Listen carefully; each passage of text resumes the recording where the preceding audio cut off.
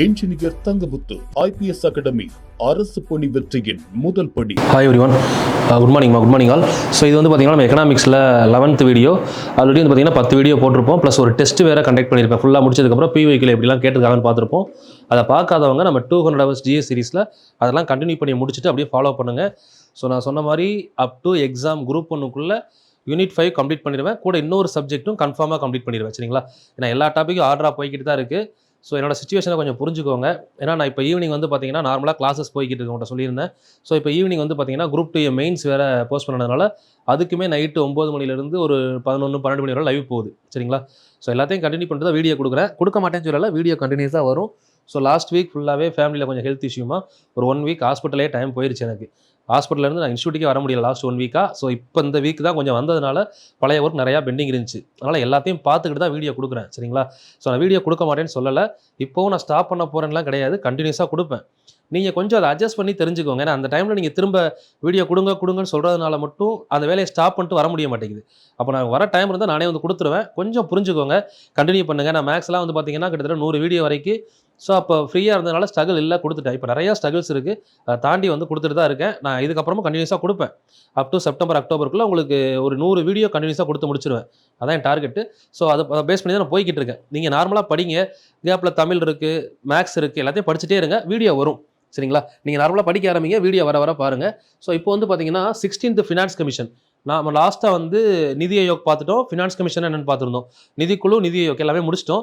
இப்போ அடுத்து economic survey start பண்ணணும்னு சொல்லியிருந்தேன். அதுக்கு முன்னாடி இந்த 16வது நிதிக்குழு அவங்க ரிப்போர்ட்டில் என்னெல்லாம் சொல்லியிருக்காங்க, போன 15வது நிதிக்குழு சொன்னதுக்கும் இப்போ 16வது நிதிக்குழு வந்ததுக்கும் என்ன வித்தியாசம். இப்போ 16வது நிதிக்குழு தலைவர் வந்து அரவிந்த் பணக்காரியா அப்படின்னு பார்த்தோம். ஸோ இவர் வந்து என்னென்ன விஷயங்கள் புதுசாக கொண்டு வந்திருக்காரு, ஸோ பழைய விஷயத்துக்கும் இந்த 16வது ஃபினான்ஸ் கமிஷன் ரிப்போர்ட்டுக்கும் என்ன டிஃப்ரென்ஸ், ஏன்னா அதுலேருந்து கொஸ்டின் கேட்க வாய்ப்பு இருக்குது. அப்போ அதை பார்த்துடணும். அதே மாதிரி தமிழ்நாட்டில் நிதிக்குழு இருக்கா, அப்போ அதோட தலைவர் யார், இந்த மாதிரி கொஸ்டின்ஸ் எல்லாம் கேட்கறதுக்கு வாய்ப்பு இருக்கிறதுனால அதை ஒரு வீடியோவில் கம்ப்ளீட் பண்ணிடுவோம். இப்போ நம்ம பார்க்க போகிறது 16th ஃபினான்ஸ் கமிஷன் 16வது நிதிக்குழுவோட தகவல்கள் மற்றும் தமிழக நிதிக்குழு பற்றி பார்க்க போகிறோம். சரிங்களா? பாருங்க, ஆர்டிகல் 280 நிதிக்குழு பற்றி சொல்லக்கூடிய ஆர்டிகல். இது வந்து ஒரு கான்ஸ்டியூஷனல் பாடி, ப்ரீவியஸ் இயர் கொஸ்டின் நம்ம அந்த டெஸ்ட்டில் பார்க்கும்போது கூட உங்களுக்கு சொல்லியிருந்தேன். இது வந்து ஒரு அரசியல் அமைப்பு சார்ந்தது. கான்ஸ்டியூஷனல் பாடி அப்படின்னா அரசியல் அமைப்பு சார்ந்த அமைப்பு, அதுக்கு பேர் தான் கான்ஸ்டியூஷனல் பாடி அப்படின்னு சொல்லுவோம். அரசியல் அமைப்பு சார்ந்தது. சரிங்களா? இது ஒரு ப்ரீவியஸ் இயர் கொஸ்டின். அதே மாதிரி இது ஒரு பிவைக்கு பார்த்துருந்தீங்க. இது வந்து பார்த்தீங்கன்னா ஒரு நீதித்துறை சார்ந்த அமைப்பா அப்படின்னு கேட்டிருந்தாங்க. இது பகுதியளவு நிதித்துறை சார்ந்தது, குவாசி ஜுடிஷியல் பாடி. இது ப்ரீவியஸ் இயர்ல இம்பார்ட்டண்டாக கேட்டது, நம்ம கொஸ்டின் பேப்பர் டிஸ்கஷன்ல பார்த்தோம். சரிங்களா? அதை அப்படியே ஆட் பண்ணிக்கோங்க. தென் 16வது நிதிக்குழு தலைவர், 16வது நிதிக்குழு தலைவர் அரவிந்த் பணக்காரியா. நம்ம நிதிக்குழு தலைவர்கள் படிச்சிருப்போம், அதை அப்படியே எடுத்து பாருங்க. 16 நிதிக்குழு தலைவரையுமே ஷார்ட்கட்ல சொல்லியிருப்பேன். பார்க்காதவங்க அந்த ஷார்ட்கட் ஒரு டைம் பார்த்தீங்கன்னா 16 வரிசையா சொல்லிடலாம். ரொம்ப முக்கியம். ஏன்னா இப்போ இது கூட எதுக்கு தமிழகத்தை கொண்டு வந்தேன்னா, நம்ம இந்தியா நிதிக்குழு தலைவர் ஃபுல்லாக படிச்சுட்டு போயிட்டோம். சடனாக இந்த டைம் வந்து தமிழ்நாட்டோட நிதிக்குழு தலைவரை வருஷப்படுத்த சொல்லிட்டாங்கன்னா, ஸோ அப்போ அதையும் நம்ம பார்த்துருவோம். தமிழ்நாடு நிதிக்குழுவும் பார்க்க போகிறோம் இப்போ தலைவர்களை ஃபுல்லாக. சரிங்களா? 16 நிதிக்குழு இப்போ அரவிந்த் பணக்காரியா. அவங்களோட ஒர்க் என்ன, இப்போ நிதிக்குழுவோட ஒர்க் அப்படின்னு எடுத்தோம்னா அதில் என்னெல்லாம் வரும் அப்படின்னு பார்த்தீங்கன்னா, மெயினாக வரி பகிர்வு, டாக்ஸ் டிஸ்ட்ரிபியூஷன், இதான் உங்களோட மெயினான ஒர்க்கு. ரெண்டாவது வந்து பார்த்தீங்கன்னா சப்சிடி, மானியங்கள் மற்றும் ஃபினான்ஸ் ரிசோர்சஸ், நிதி வளங்களை ஒதுக்குதல் ரெண்டாவது. மூணாவது உள்ளாட்சி அமைப்புகளுக்கு நிதி ஒதுக்குதல், அதாவது உள்ளாட்சி அமைப்புகள், லோக்கல் கவர்மெண்ட்ஸ்க்கு எல்லாமே நிதி ஒதுக்குறது. நாலாவது வந்து பார்த்தீங்க அப்படின்னா டிசாஸ்டர் மேனேஜ்மெண்ட், பேரிடர் மேலாண்மை, நிதி மறு ஆய்வு பரிந்துரை. இது வந்து பார்த்தீங்கன்னா இப்போ புதுசாக ஆட் பண்ணியிருக்காங்க. இப்போ 16வது நிதிக்குழுவோட ஸ்பெஷல் என்ன அப்படின்னா, இப்போ புதுசாக வந்து பார்த்தீங்கன்னா ஃபண்ட் எதுக்காக ஸ்பெண்ட் பண்ணுறாங்கன்னா பேரிடர் மேலாண்மை மற்றும் நிதி மறு ஆய்வு. ஸோ இதுக்கு வந்து பார்த்தீங்கன்னா ஸ்பெஷலாக இப்போ அட்டென்ஷன் கொடுத்துருக்காங்க. சரிங்களா? ஸோ இது வந்து பார்த்தீங்கன்னா இப்போ 16வது நிதிக்குழுவோட ஸ்பெஷல் அப்படின்னு சொல்லலாம். நார்மல் ஒர்க்கில் இப்போ எக்ஸ்ட்ரா ஆட் ஆயிருக்கிறது பேரிடர் மேலாண்மை. ஸோ அப்போ இதுக்கு எவ்வளோ ஃபண்டு ஒதுக்கியிருக்காங்க, இந்த ஃபண்டில் நம்ம இந்தியன் கவர்மெண்ட் எவ்வளோ பார்ட்டிசிபேட் பண்ணுறாங்க, தமிழ்நாடு கவர்மெண்ட் எவ்வளோ பார்ட்டிசிபேட் பண்ணுறாங்க, இதில் ஸ்பெஷல் டிவிஷனே இருக்குது. இது இல்லாமல் நார்த் ஈஸ்டர்ன் ஸ்டேட்டில், சரிங்களா, வடகிழக்கு மாநிலங்களில் தமிழ்நாடோட அதாவது அந்த ஏரியாவோட கான்ட்ரிபியூஷனை விட இந்தியாவோட கான்ட்ரிபியூஷன் ரொம்ப அதிகம். இதுவே நம்ம டெவலப்டு ஸ்டேட்டுக்கு வந்துட்டாங்கன்னு வைங்களேன், அப்போ அந்த கான்ட்ரிபியூஷன் வந்து பார்த்தீங்கன்னா 3:1 வந்துடும். 75-25 வருது, அது பின்னாடி வருது, பார்க்கலாம். சரிங்களா? ஸோ இந்த 4 தான் வந்து முக்கியமான வேலையாக சொல்லியிருக்காங்க 16வது நிதிக்குழுவின் முக்கியமான வேலைகள். சரிங்களா? ஸோ 15வது நிதிக்குழுவுக்கும் 16வது நிதிக்குழுவுக்கும் என்ன வித்தியாசம்? பேசிக்காக 15வது நிதிக்குழு போடப்பட்டது நவம்பர் 2017 ஃபார்ம் பண்ணாங்க. சரிங்களா? இவங்களோட காலம் 2020 to 2026, கிட்டத்தட்ட ஒரு 6 வருஷத்தை டினோட் பண்ணியிருப்பாங்க அதில். சரிங்களா? தென் 16வது நிதிக்குழு வந்து பார்த்தீங்கன்னா 2025 அக்டோபர் 31 ஃபார்ம் பண்ணாங்க. 2025 அக்டோபர் 31. இது ஸ்டார்ட் ஆக போகிறது 2026 இந்த வருஷம். 2026 இருந்து 2031 வரை. இதுக்கு வந்து அரவிந்த் பனகாரியா இதோடைய ஹெட் வந்து பார்த்தீங்கன்னா சேர்மன் அரவிந்த் பனகாரியா. ஸோ இது மொத்தம் எத்தனை வருஷத்துக்கானது அப்படின்னு பார்த்தீங்கன்னா 5 வருஷம். இது வந்து 5 இயர்ஸ். சரிங்களா? தென் டைப்ஸ் ஆஃப் டிஸ்ட்ரிபியூஷன், எந்த மாதிரியான டிஸ்ட்ரிபியூஷன்ஸ் இருக்கு? மேஜரா பார்த்தீங்கன்னா 2 சொல்லலாமா. ஒன்று வந்து என்ன அப்படின்னா ஹரிசாண்டல் டிஸ்ட்ரிபியூஷன், இன்னொன்று வெர்டிக்கல் டிஸ்ட்ரிபியூஷன். வெர்டிக்கல் அப்படின்னா செங்குத்து பகுப்பு அப்படின்னு சொல்லுவோம். செங்குத்து பகுப்புனா யூனியன் கவர்மெண்ட், அதுக்கு கீழே ஸ்டேட் கவர்மெண்ட். சரிங்களா? அதாவது சென்ட்ரல் கவர்மெண்ட், யூனியன் அப்படின்னா நமக்கு தெரியும்ல சென்ட்ரல் கவர்மெண்ட், இதுக்கு கீழே ஸ்டேட் 1, ஸ்டேட் 2, ஸ்டேட் 3 இந்த மாதிரி இருக்கும். இந்த மாதிரி ஒரு மத்திய அரசுக்கும் மாநில அரசுக்கும் நிதியை பகிர்ந்து கொடுப்பதுக்கு பேரு என்ன சொல்றாங்க அப்படின்னா செங்குத்து பகிர்வு, வெர்டிக்கல் டிஸ்ட்ரிபியூஷன் அப்படின்னு சொல்றாங்க. அப்போ ஹரிசாண்டல் டிஸ்ட்ரிபியூஷன்னா என்ன அப்படின்னு பார்த்தீங்கன்னா ஸ்டேட் டு ஸ்டேட், ஒரு ஸ்டேட்டுக்கும் இன்னொரு ஸ்டேட்டுக்கும் இந்த மாதிரி ஸ்டேட்டுக்குள்ள இருக்கக்கூடிய பகிர்வுகள் இருக்குல்ல, இதுக்கு பேரு கிடைமட்ட பகிர்வு அப்படின்னு சொல்றாங்க. இந்த செங்குத்து பகிர்வு, கிடைமட்ட பகிர்வு, இது ரெண்டு தான் வந்து பார்த்தீங்கன்னா டைப்ஸ் ஆஃப் டிஸ்ட்ரிபியூஷன்ல வரும். ஸோ இது இல்லாம ஸ்டேட்ஸ்ல இருந்து அதுக்கு கீழே இருக்கக்கூடிய சப்சிடி, ஸ்டேட்டுக்குள்ள சப்சிடியை பகிர்ந்து கொடுக்குறது. சரிங்களா? எங்க கொடுக்க போறாங்க அப்படின்னு பார்த்தீங்கன்னா தென் உள்ளாட்சி, நகராட்சி. இப்போ அந்த உள்ளாட்சி அப்படிங்கிற நம்ம ஊராட்சியை சொல்றோம். ஊராட்சினா rural area and urban area, இவங்களுக்குள்ள பகிர்வுலையும் நம்மளோட நிதிக்குழுவுக்கு பங்கு இருக்கு அப்படின்னு சொல்றாங்க. சரிங்களா? இது வந்து ரூரல் டெவலப்மெண்ட் குரோத்துக்காக கொண்டு வந்தது அப்படின்னு சொல்றாங்க. தென் ஸ்டேட் சப்சிடி பாலிசி மேக்கிங், இது இவங்களோட இன்னொரு முக்கியமான ஒர்க்கா சொல்றாங்க. ஸ்டேட் சப்சிடி பாலிசி மேக்கிங், கொள்கைகளை உருவாக்குதல் மற்றும் மானியங்களை அளித்தல், இதுவும் இவங்களோட முக்கியமான ஒர்க்ல கொண்டு வந்திருக்கும். சரிங்களா? இங்க டிஸ்ட்ரிபியூஷன் எடுத்தோம்னா 2 தான், ஒன்னு வந்து வெர்டிக்கல், இன்னொன்னு ஹரிசாண்டல். அது மட்டும் இல்லாம பாலிசி மேக்கிங் இவங்களோட முக்கியமான ஒர்க்கா இருக்கு. தென் ரூரல் அண்ட் அர்பன் எல்லா ஏரியாவுக்கும் என்ன பண்றாங்க அப்படின்னா டிஸ்ட்ரிபியூட் பண்றாங்க. ஸோ இதுதான் நம்ம அங்கே மேலே ஒர்க்கில் பார்த்தோம். சரிங்களா? இப்போ இதில் முக்கியமான விஷயம் என்னன்னா, இதுதான் நமக்கு முக்கியமான பாயிண்ட். இந்த டைம் எக்ஸாமில் ஒருவேளை குரூப் 1, குரூப் 2ல இந்த மாதிரி கொஸ்டின் எதிர்பார்க்கலாம். சரிங்களா? 15வது நிதிக்குழுக்கும் 16வது நிதிக்குழுக்கும் என்ன வித்தியாசம், எந்த இடத்துல சேஞ்சஸ் இருந்துச்சு? இப்போ 100 ரூபாய் வரி வருதுன்னா அந்த 100 ரூபாயில எவ்வளோ ரூபாயை எதுக்கு பகிர்ந்து கொடுக்குறாங்க? இப்போ எக்ஸாம்பிள், ஒரு சென்ட்ரல் கவர்மெண்ட்டுக்கு 100 ரூபாய் வந்துச்சுன்னா அதுல 41 ரூபாயை ஸ்டேட் கவர்மெண்ட் கொடுக்குறாங்கன்னு சொல்றாங்க. அதான் 41% அப்படின்னு சொன்னாங்க. ஸோ இதை தான் வந்து நிதி ஆயோக்கோட மீட்டிங், ரீசெண்டாக நடந்த நிதி ஆயோக் மீட்டிங்ல நம்ம தமிழ்நாடோட சிஎம் MK ஸ்டாலின் என்ன பண்ணிருப்பாரு அப்படின்னா, நீங்க 41% சொன்னீங்க, ஆனா 35% கூட வரல அப்படின்னு சொல்லி கிளைம் பண்ணிருப்பாரு. அது மட்டும் இல்லாம எங்களுக்கு இதுல வந்து 50% வர ஸ்டேட்டுக்கு நிதி கொடுக்கணும் அப்படின்னு சொல்லி கேட்டிருப்பாங்க. இதை நம்ம வந்து நிதி ஆயோக்குன்னு சொல்லி ஒரு பாடம் பார்த்தோம் இல்லைங்களா, அந்த லெசன்ல தெளிவா சொல்லியிருப்பேன் அவங்க பேசின விஷயங்களை. இப்போ 16வது நிதிக்குழுல என்னெல்லாம் பண்ணியிருக்காங்க, எதுக்காக எவ்வளவு அமௌண்ட் ஒதுக்கியிருக்காங்க அப்படின்னு பாத்தீங்கன்னா, வருமான இடைவெளி. சரிங்களா? இன்கம் கேப்புக்கு வந்து பாத்தீங்கன்னா 45% ஒதுக்கியிருக்காங்க 15வது நிதிக்குழுல. மக்கள் தொகை 2011 கணக்கெடுப்பின்படி அதுக்கு 11% ஒதுக்கியிருக்காங்க. மக்கள் தொகை எண்ணிக்கை அடிப்படையில் அதிகமா இருக்கவங்களுக்கு எவ்வளவு பர்சன்டேஜ், இந்த 15% அப்படிங்கிறது எண்ணிக்கை அடிப்படையில் ஒதுக்கியிருப்பாங்க. 2வது மக்கள் தொகை செயல்பாடுகள். ஸோ இதுலதான் வந்து பாத்தீங்கன்னா மக்கள் தொகையை கட்டுப்பாட்டுக்குள்ள வைத்திருக்கிறது. ஸோ இதுக்கு 12.5% ஒதுக்கியிருப்பாங்க லாஸ்டா. தென் பரப்பளவை பொறுத்து ஏரியாவுக்கு அமௌண்ட் ஒதுக்குறது. சரிங்களா?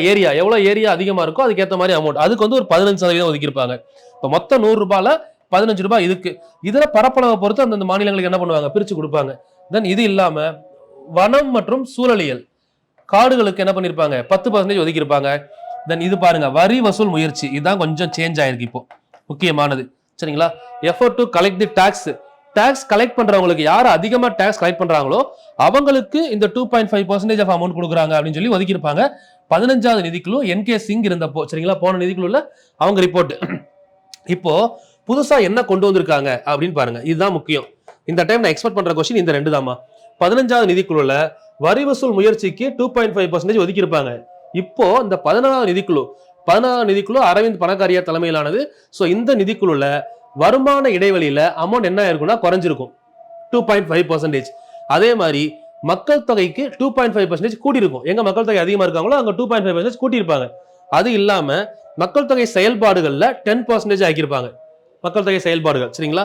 தென் பரப்பளவு 10%, இதெல்லாம் குறைஞ்சிருச்சு. முன்னாடி இருந்ததோட கம்பேர் பண்ணீங்கன்னா குறைஞ்சது. எது மாறாத ஒன்று அப்படின்னு பாத்தீங்கன்னா வனம் மற்றும் சூழலியல். இது வந்து 15வது நிதிக்குழுலையும் அண்ட் 16வது நிதிக்குழுலையும் மாறாம சேமா இருக்கிறதுனா இது ஒண்ணுதான். மத்த எல்லாம் பாருங்க சேஞ்சஸ் இருக்கு. வரி வசூல் முயற்சி நீக்கப்பட்டது, அதனாலதான் முக்கியம்னு சொல்றேன். வரி வசூல் முயற்சிக்கு கொடுத்த அமௌண்ட் தொகையவே என்ன பண்ணிட்டாங்க, நிப்பாட்டிட்டாங்க.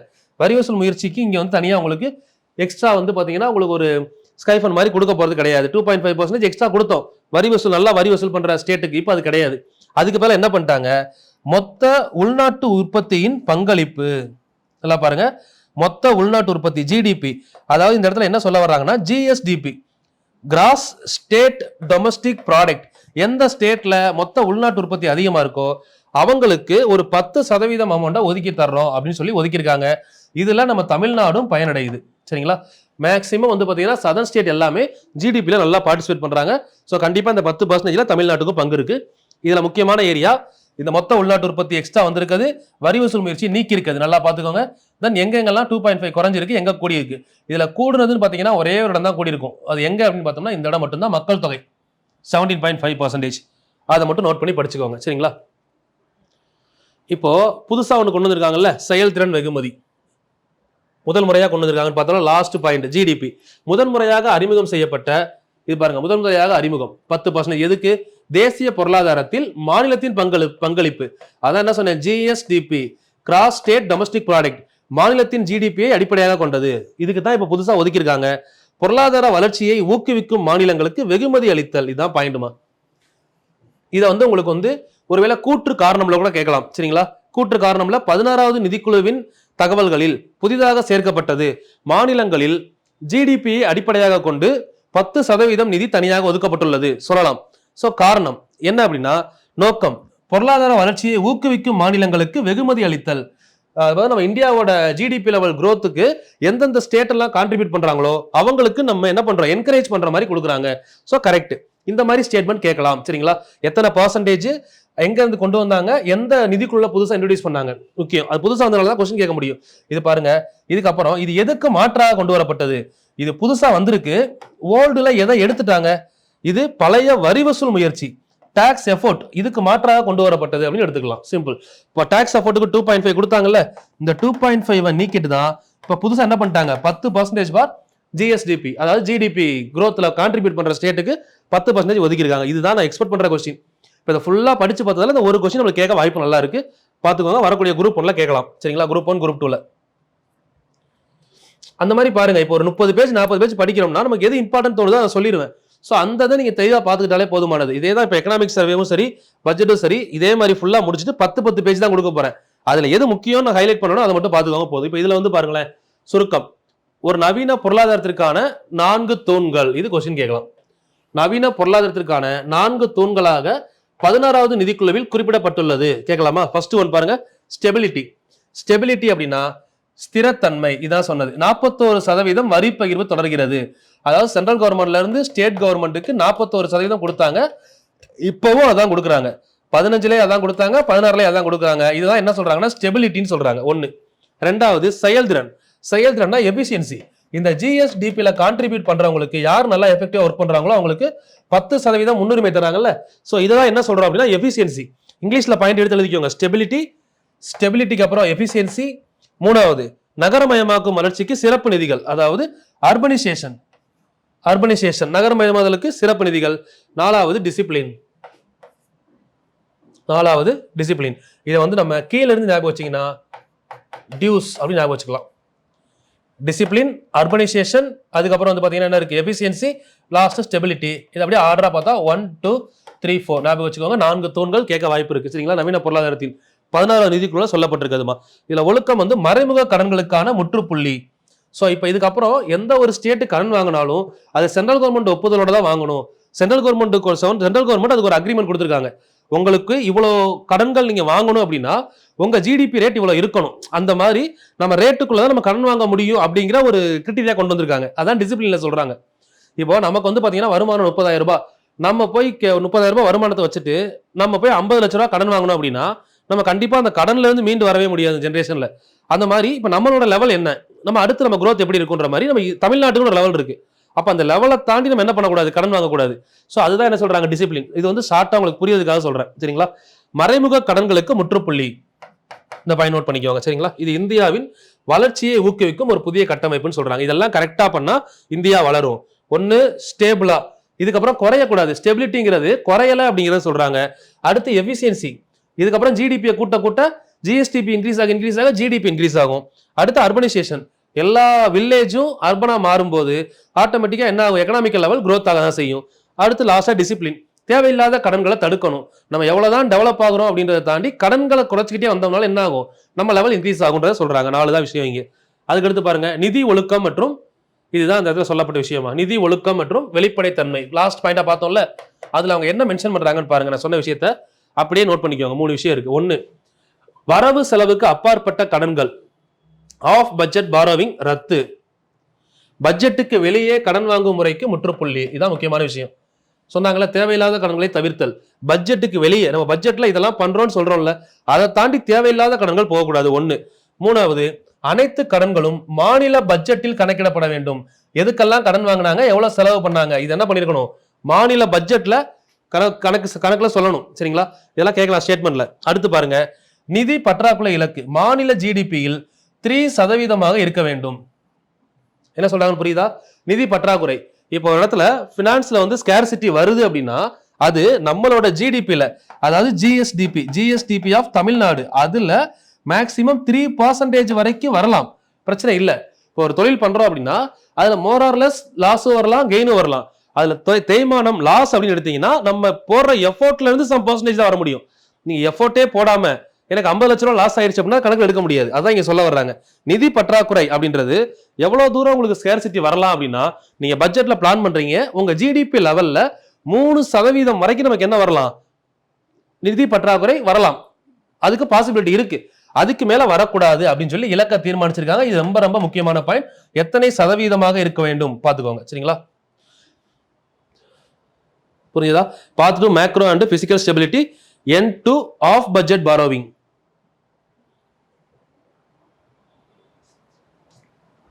அடுத்து நகரமயமாக்குதல் உள்கட்டமைப்பு, ஆல்ரெடி பார்த்ததுதான். இப்ப அந்த நகரமயமாக்குதல் நம்ம தூண்ல 3வது தூணா சொல்லியிருந்தாங்க.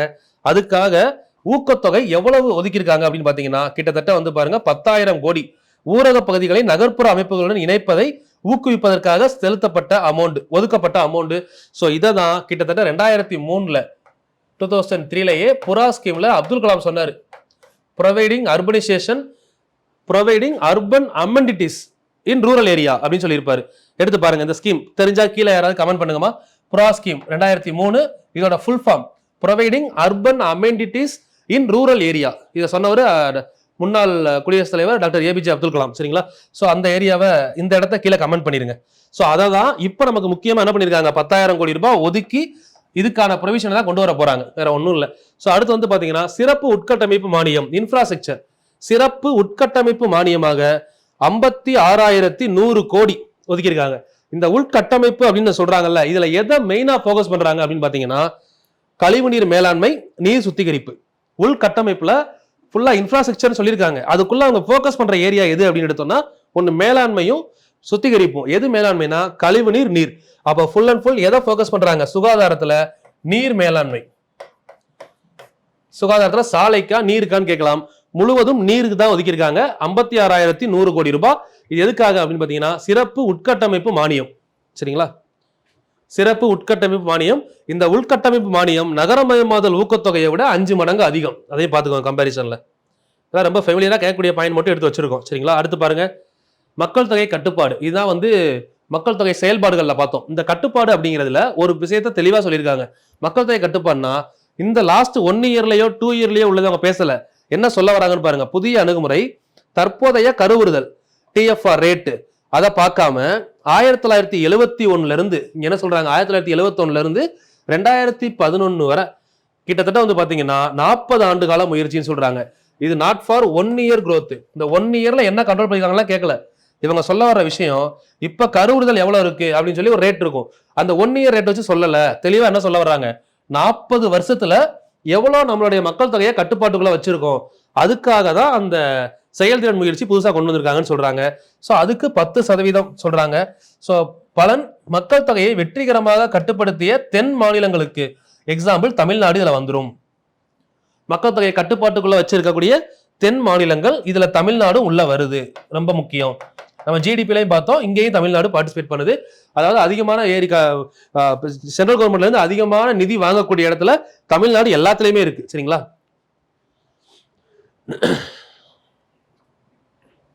அடுத்து பேரிடர் மேலாண்மை. இதான் சொன்னேன், டிசாஸ்டர் மேனேஜ்மெண்ட் புதுசா கொண்டு வந்திருக்கக்கூடிய ஒரு விஷயம். ஸோ அப்ப இதுல என்னெல்லாம் கொஸ்டின்ஸ் கேட்கலாம் அப்படின்னு பாத்தீங்கன்னா இதுதான் விஷயம். பேரிடர் மேலாண்மையில. இந்த பேரிடர் மேலாண்மை அப்படிங்கிற இடத்துல மத்திய அரசும் பார்ட்டிசிபேட் பண்ணுவாங்க, மாநில அரசும் பார்ட்டிசிபேட் பண்ணுவாங்க. இப்ப சடனா ஒரு சுனாமி இல்ல அப்படின்னா ஒரு வெள்ளம் ஏதோ ஒன்று வருதுன்னு வைங்களேன். ஸோ அதுக்கான ஃபண்டு சென்ட்ரல் கவர்மெண்ட் ஒரு அமௌண்ட் கொடுப்பாங்க, ஸ்டேட் கவர்மெண்ட் ஒரு அமௌண்ட் கொடுப்பாங்க. ரெண்டு பேரும் சேர்ந்து நம்ம என்ன பண்ணுவாங்க, ஃபண்ட் அலோகேட் பண்ணுவாங்க. அதுல வலுவான பாதுகாப்பு வளையம், பேரிடர் மேலாண்மை தான் ஒரு வலுவான பாதுகாப்பு வளையம் அப்படின்னு குறிப்பிடுறாங்கம்மா. இந்த இடத்துல 16வது நிதிக்குழுவில் வலுவான பாதுகாப்பு வளையம் என குறிப்பிடப்படுவது எது? ஒன் வேர்ட்ல கேட்கலாம். சரிங்களா? ஸ்டெபிலிட்டியா, இல்ல எஃபிஷியன்சியா, இல்ல அர்பனைசேஷனா, இல்ல டிசாஸ்டர் மேனேஜ்மெண்ட். டிசாஸ்டர் மேனேஜ்மெண்ட் தான் ஒரு வலுவான பாதுகாப்பு வளையம் சொல்றாங்க. ஸோ இதுல வந்து பாத்தீங்கன்னா வடகிழக்கு மலைப்பாங்கான மாநிலம் ரெண்டா பிரிச்சுக்கணுமா. முதல் சென்ட்ரல் கவர்மெண்ட், ஸ்டேட் கவர்மெண்ட் ரெண்டு பேரும் வந்து பாத்தீங்கன்னா சென்ட்ரல் கவர்மெண்ட் 75%, ஸ்டேட் கவர்மெண்ட் 25%. இதுதான் இப்ப அவங்க கொடுக்கக்கூடிய ரேஷியோ. ஒன்னு.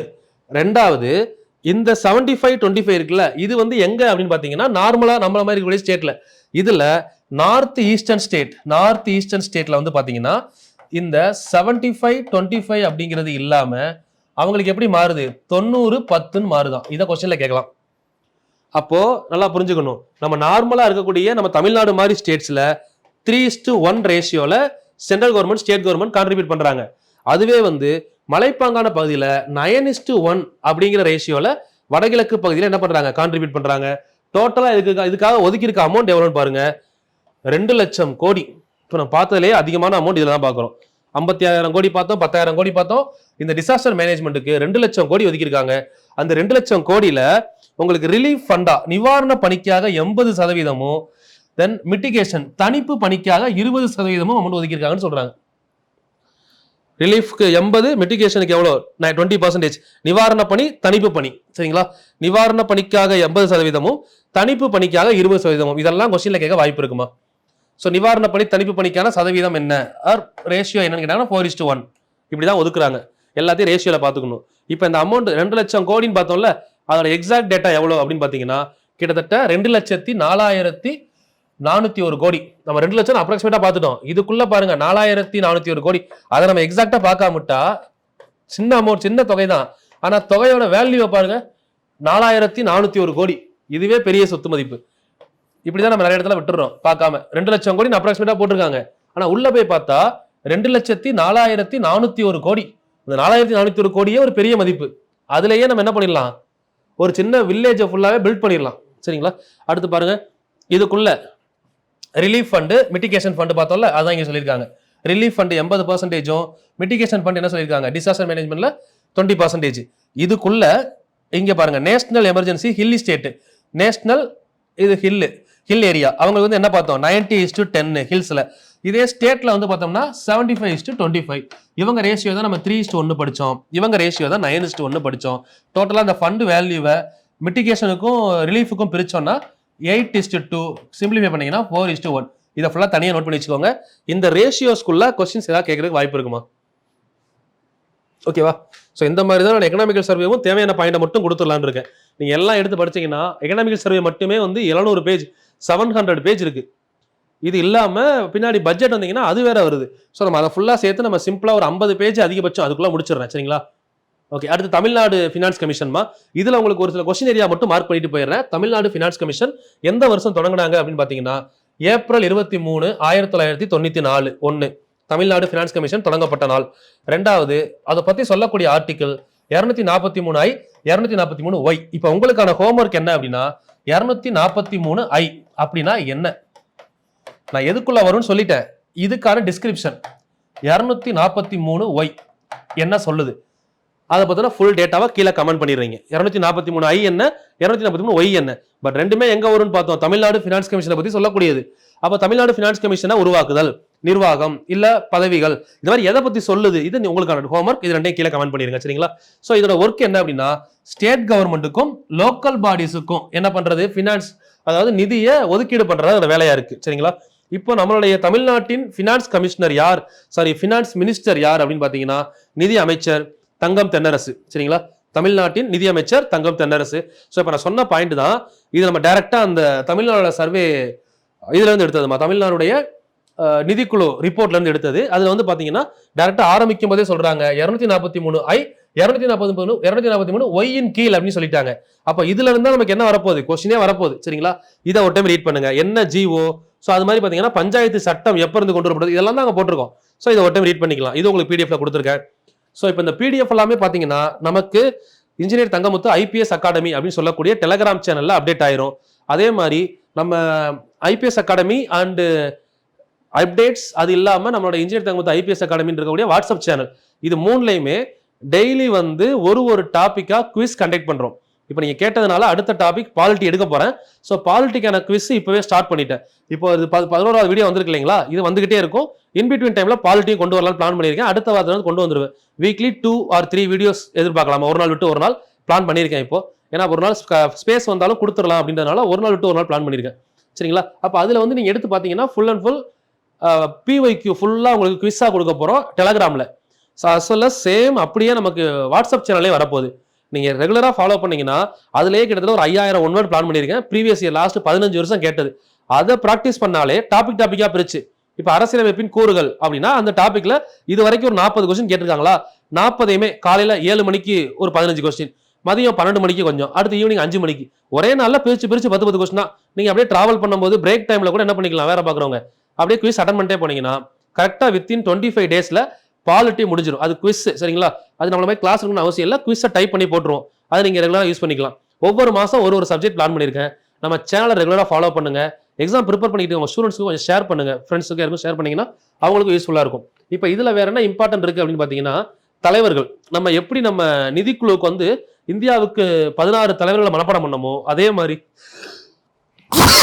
தமிழ்நாடு நிதிக்குழுவுக்கு கிட்டத்தட்ட வந்து பாத்தீங்கன்னா ஒரு 6 தலைவர்கள் இருக்காங்க. இப்ப 7வது தலைவர் அது வர மனப்பாடம் பண்ணிடணும். சரிங்களா? ஃபர்ஸ்ட் வந்து பாத்தீங்கன்னா ஆறுமுகம் ஐஏஎஸ்.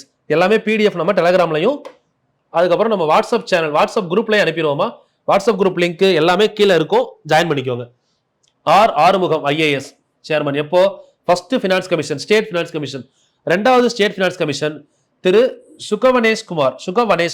சுகவனேஸ்வர் ஐஏஎஸ். 3வது வந்து பாத்தீங்க அப்படின்னா கௌரி சங்கர் எம்ஏ கௌரி சங்கர் ஐஏஎஸ். 4வது பனீந்திரா ரெட்டி ஐஏஎஸ். 5வது வந்து பாத்தீங்கன்னா எஸ் கிருஷ்ணன் ஐஏஎஸ்.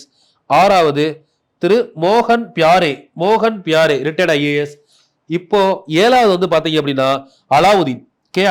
இது இப்போ எக்ஸாம்ல கேட்க வாய்ப்பு அதிகமா இருக்கு. ஒருவேளை நமக்கு இந்தியாவோட ஃபினான்ஸ் கமிஷனை வந்து அரேஞ்ச் பண்ண சொல்லுவாங்கல்ல, அந்த மாதிரி கேட்டா இவங்க பேர் ஞாபகம் வச்சுக்கணும். ஃபர்ஸ்ட் ஆறுமுகமா ஆறுமுகம், 2வது சுகவனேஸ்வர், 3வது கௌரி சங்கர் ஐஏஎஸ், 4வது பனீந்திரா ரெட்டி, 5வது கிருஷ்ணன், 6வது மோகன் பியாரே, 7வது அலாவுதீன். இப்ப இருக்கிறவர் 7வது ஃபினான்ஸ் கமிஷன் சேர்மன். இவங்க எல்லாருமே வந்து பாத்தீங்கன்னா எந்த டேட்ல அவங்க ரிப்போர்ட் சப்மிட் பண்ணாங்க, எந்த டேட்ல அவங்க இதை ஸ்டார்ட் பண்ணாங்க, அவங்களோட ஒர்க்கிங் பீரியட் அப்படின்னு பார்த்தோம்னா 97 ஆரம்பிக்குதுமா. ஃபர்ஸ்ட் 1997 தான் ஆரம்பிக்குது. ஏன்னா 94 ஃபார்ம் ஆகுது. 97 ஆரம்பிச்சு கரெக்டா 5 வருஷம் கரெக்டா வந்தீங்க அப்படின்னா 7 5 35 இப்ப 2032 வந்து இருப்பாங்கம்மா. இதுல எந்த சேஞ்சும் இல்லை. 97 இருந்து 5 வருஷமா கொண்டு வாங்க. இப்ப லாஸ்ட் இயர் 27 to 32 நமக்கு வந்து 2026 to 31 எங்க வருதுன்னா இவர் அரவிந்த் பணக்காரியா 16வது ஃபினான்ஸ் கமிஷன் இந்தியாவோடது. இப்ப தமிழ்நாட்டில் வந்து பாத்தீங்கன்னா இது வந்து பாத்தீங்கன்னா 7வது ஃபினான்ஸ் கமிஷன். அதே மாதிரி எக்கனாமிக் சர்வேவுமே தமிழ்நாடோட 2வது எக்கனாமிக் சர்வே. அதை நம்ம அடுத்து பார்ப்போம் எக்கனாமிக் சர்வே பார்க்குறப்போ. சரிங்களா? ஸோ இதெல்லாம் கொஞ்சம் நோட்ல நீட்டா எழுதிக்கோங்கம்மா. அடுத்து நம்ம எக்கனாமிக் சர்வே பட்ஜெட் போகும்போது உங்களுக்கு இன்னமும் யூஸ்ஃபுல்லா இருக்கும். ஸோ இதோட இந்த ஃபினான்ஸ் கமிஷன் பற்றின டேட்டாஸ் ஓவருமா. இதுல எல்லாருடைய போட்டோ பிளஸ் அவங்களோட நேம் சொல்லியிருக்கேன். இதை ஃபுல்லாவே அப்படியே எடுத்து காப்பி பண்ணிக்கோங்க. இவங்க எல்லாருமே இப்ப இருக்கக்கூடிய ஃபினான்ஸ் கமிஷன்ல முக்கியமான பொறுப்புல இருக்கவங்க. இவங்களுடைய பொறுப்புகள் என்னென்ன அப்படிங்கிறது நம்ம கீழே கொடுத்துருக்கோம். ஃபினான்ஸ் கமிஷன் வந்து 7வது ஃபினான்ஸ் கமிஷன் தமிழ்நாடு. தலைவர் வந்து அலாவுதீன், ஓய்வு பெற்ற ஐஏஎஸ் ஆபீசர் அலாவுதீன். ஸோ அறிக்கை காலக்கெடு எப்பன்னு பார்த்தீங்கன்னா ஆகஸ்ட் 31, 2026 தான் இவருக்கான காலக்கெடு. தென் பொருந்தக்கூடிய காலம் 27 இருந்து 32 வரை பார்த்தோம் இல்லைங்களா லாஸ்ட்.